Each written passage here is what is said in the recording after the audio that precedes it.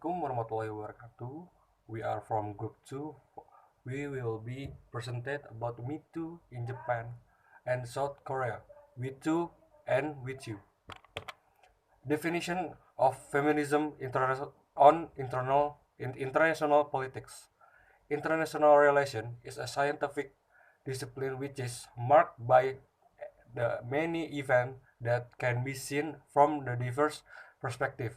The term perspective can be used to describe a perspective of the world, prioritize certain views, issues, and processes. Etymologically, feminists come from the word femi, or woman, meaning woman or single who struggle to fight for women's right, or plural, and as a social case. In this case, it is necessary to discuss discuss thing between male and female or as aspects of biologically differences as a and as the natural masculine and feminine or as aspects of psychologically cultural differences. METOO movement. This journal explains one of the feminist movement in international politics. Hashtag #MeToo movements, founded by Tarana Burke. Burke works at community center helping survivors of sexual violence.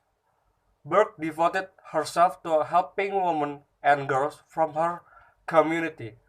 Then this work of solidarity became a movement that succeeded in breaking the silence from personal experience and struggle that usually hidden. My name is Terania Herdini, NRP 2017-230-137. I want to explain about Me Too movement in South Korea. Me Too movement inspired Korean women to speak out about sexual harassment and to call for a social change. In 2018, hundreds of women of all occupation and age came forward with accusation of sexual harassment. However, women movement like Me Too is not new in South Korea. The testimonies of Me Too demonstrate that the patriarchal, social, and cultural structure that had kept the victim silent have not changed much even today. For instance, sexual harassment is not viewed as a crime against women's human rights. Strong gender norms and the patriarchal culture make women internalize sexual harassment as the cause for being in the workplace. The vulnerability of women in lower and more precarious position of employment make it hard for victims to speak out. Me Too in South Korea was ignited by a woman prosecutor, So Jae-hyun, on January 2018, who went public with her experience of sexual harassment and discrimination on a live news program. 3 days before her coming forward, she wrote a story about her experience on the internal web of the prosecutor's office. She said that she was sexually harassed 8 years ago by a senior prosecutor.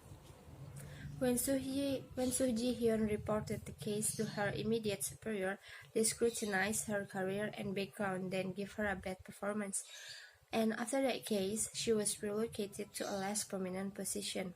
Instead of protecting the victim and proceeding to resolve the victim grievance, the institution punished her for filing a claim against a powerful male authority.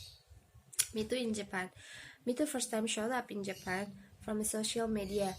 The first woman whom used Facebook and Twitter as her platform to share her stories is Hachu. She is a freelance writer and blogger. She wrote about her sexual harassment that she endured while working, and the harasser is her creative director on her place work. And the result is, after Hachu posting this story on her platform, is finally Kishi, or the harasser, made a public apology, and Kishi resigned from their workplace. Hello, thanks for your attention. My name is Anselmus Lagudo. I will try to explain feminism in Japan. I will continue slide 9. Other young women inspired by the global movement on social media. 20 years old woman who goes by the name Chinu used the social media platform to accuse of director of theater group Mikia Ichira of harassment that began when she was in high school. Yet soon as the story began to post on Twitter, the backlash began to put pressure on victims, remain silent and to question their integrity. Chino and others received numerous criticism and demands for evidence of their accusation online. Speaking out serious economic cost for women science. This kind of public attention can hurt their employment prospect and professional reputation. It can also result in bullying and rolling in online victim blaming. The next slide. In this section, we look at the MeToo movement in Japan and show why the movement gained very little traction compared to South Korea, despite laws to assure the right of women in the workplace, such as the Equal Employment and Opportunity in Law of 1985.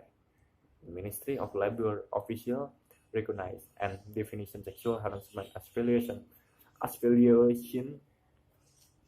in the workplace, from 1999.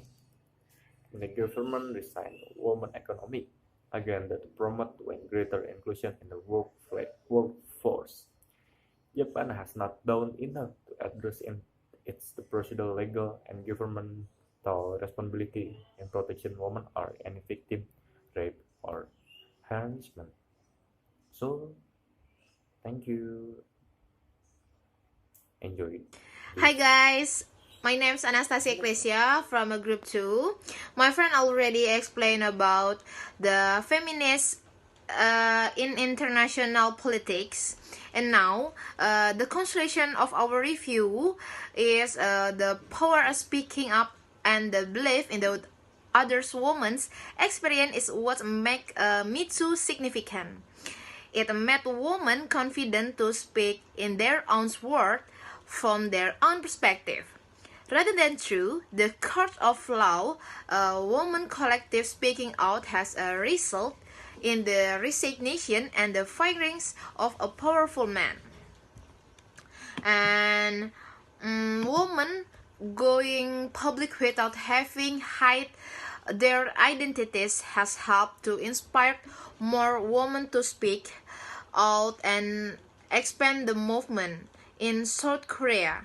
Therefore, in Japan, sexual harassment is still a private problem, whereas in the South Korea, women become more emboldened to speak about the publicly because the receive participant in politic democracy.